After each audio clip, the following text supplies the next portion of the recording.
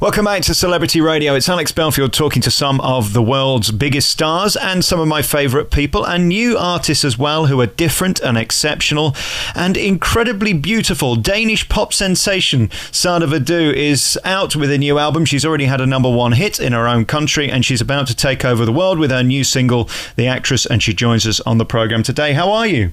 Hi, I'm great. Thank you so much for calling. Well, I really appreciate it, and I'm trying to get my head around you because I Google you, and is it nice being Googled, by the way? Yeah, I love that. I love that part. So I Google you, and there's sort of two yous, isn't there? There's an old you, and there's a reinvented brand new you.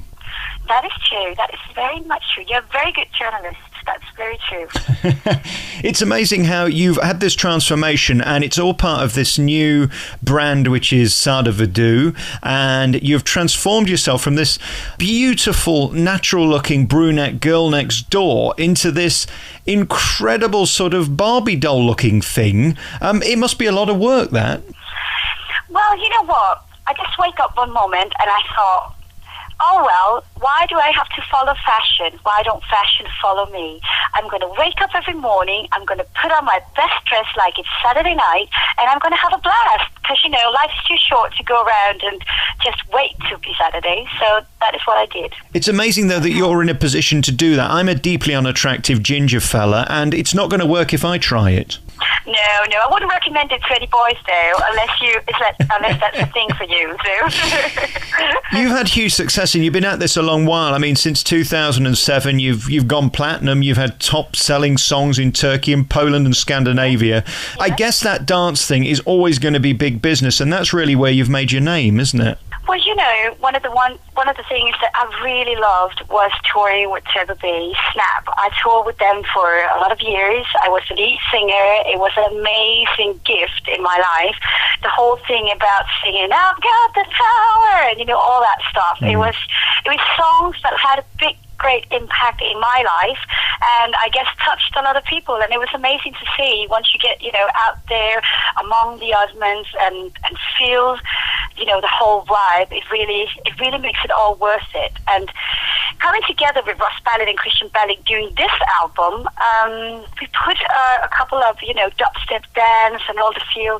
You know, it's a merge of everything I was and is today. That's the best way I can say it. A lot of people are saying that you're the new Sia, and I suppose you're not. You're you, she's the new Sia, and I hate comparing people, but I know why they say that. I mean, Sia to me is an incredible voice, aside from all the nonsense with standing backwards on TV and all of that and not wanting to be revealed, which is great shtick, and I understand the PR of it. She's fundamentally an amazing songwriter and singer, and that's why it's a compliment to compare you to that. I mean, your voice is so resonant and it's got such great bass to it and a beautiful roundness. Congratulations on that. Thank you so much. I must add, Sia is one of my favorite singers, and I think she did an amazing thing with the chandeliers and everything. I love that song. One of my favorite songs at the moment. Some people just takes time before they find their soul in art, and you know, you're not ready until you're ready, and right. You know, you can't jinx it. You know, you have to be ready, and for me also doing all these years writing with all these different people and artists was so exciting, and I loved it. And a lot of people ask me, why didn't you do that song 10 Miles with Infernal that went to the top yourself? And it wasn't for me. It was just not for me. I wasn't ready. It wasn't for me. It was for them.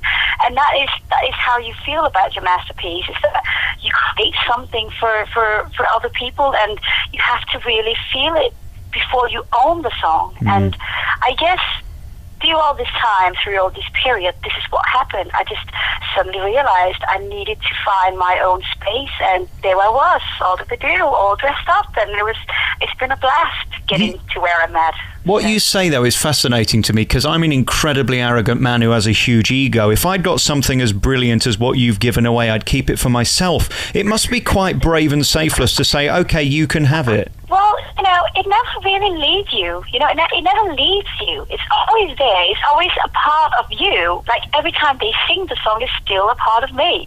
And I guess that's one of the things that me and Russ Ballard always connected about. Like, it's a part of him. No matter if it was Kiss who sang his song, Hot Chocolate, whatever, it still was a part of him. It was his lyric and his mind thinking. So and there's nothing more beautiful than other people performing one of your songs. Really, that's been a great experience to see somebody express something so real. That's been amazing. You know what worries me about you is that initially people might not realise how brilliant you are as a singer and an artist because there's all the hair and all the makeup and all the gimmicks that go with it. Did you ever wonder whether it does take away from the act, or do you just see it that it's a celebration of your art? I kind of see it as going through a lot of rough times in my life. I always had a problem with feeling something inside, and outside I was looking something else. I always felt like I was a doll, I wake up in the morning and I feel like a princess doll, and outside somebody saw me as another person. So I kind of feel like I connected with my inside, who I was really, and now I'm just expressing it outside.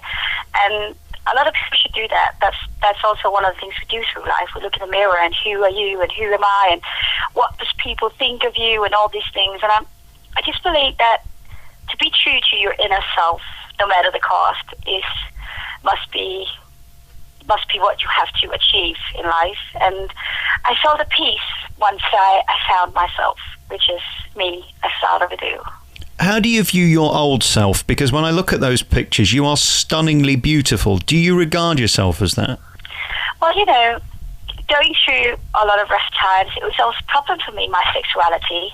I really think that instead of listening to my voice and the story I wanted to tell you, the people or a lot of people in the industry always looked at me as a sex object, which I kind of had a problem with, because I was a serious artist with a serious mind, and I had some serious business to tell you. So that kind of conflicted with my writing, my inner self, and my thoughts about what life was all about. Are you trying to convince me as a deeply unattractive man then that being as beautiful as you are is sort of a curse? No, I'm not saying it's a curse, but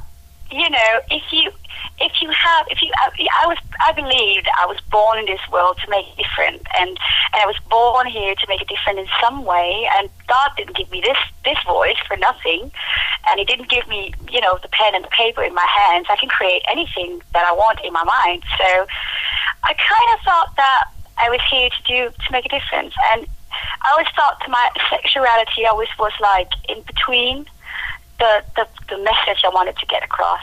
So as time grew, I was just like, well, I really need to find out a way to make them listen to my expression. And especially I've lived in London for so long, and in London I just love the theatrical way, the way you express yourself, and the stages. Oh, so inspired. I can't tell you how much I love that city. And through all this process with Russ, I was just like, I want to be on stage and I want to express to them how I feel. And he was like, yeah, a lot of people do this in London. And I was like, yes, and that's what I want to do. So during this process, I just kind of this is my way of expressing my art. And to this day, I don't even go to the baker without putting the makeup and the dress on, because it's just such a part of me. This is who I am today. And I know there was a girl yesterday I met outside, and she's like, oh my God, I didn't think you existed. And I was like, I do. It is true. I am here. I'm real. And she said, oh, I would love to put on these beautiful dresses every day. And I guess that's what all girls dream about. And even though you become a mom and you have your hurry life and all this, you still dream about being that princess one day, get married, that big dress, or that, that's just how girls are. So I guess I'm a product of that. You can say We're talking today to Sada Vidoo. You can find out more at sadavidoo.com. That's SADAVIDOO.com. If you're wondering why the line's a bit crackly, we are calling you in foreign parts via Skype. Where are you right now? Well, right now I'm in the center of Copenhagen, and I'm in the studio rehearsing at the moment for my Danish tour. I'm going on a Danish tour in 3 months, and we're rehearsing at the moment to get ready and go onto the big stage. And be a little theatrical and show the people what this record is all about. Very good. And, you know, my new single is coming out soon also. The Actress just came out, and there's a new single coming out in a couple of months, and the album is on the way, called A Story With No End. So I can't wait for people to hear it and see what they think. Well, I've listened online, and I think it's extraordinary, the effort you've gone to with your video and the album itself. It's incredibly high energy, and you've put a ton of work into the video. That's sort of gone by the by now. People just tend to stand in a field and sing, don't they? They don't worry about videos anymore. No, I mean, like, to me, it's always about the expression also. I live in a different universe. I mean, in my universe, it's all about the dolls, and it's about creativity, and it's about being different and expressing yourself, and, you know, just be you. That's the fashion for me, and this is my philosophy. So I live in this universe, and I try to give some of that universe to the audience. That's the best I can do. Are you happy? I'm very happy. More happy than you should know. I mean, to me, it's all about waking up in the morning and being happy. And it can be whatever you do in your life. Just wake up in the morning and be happy. And I mean, all my life I dreamt of, have this dream of being a singer, waking up in the morning, putting on the dresses, going on the stage, and here I am. It's like a dream come true, and I feel so blessed about it. I mean, it feels almost like a dream, but I'm hoping it carries on. Well, again, the difficulty in life is finding contentment and happiness. It's the key to life, really, isn't it? It's the thing we struggle with the most. It is.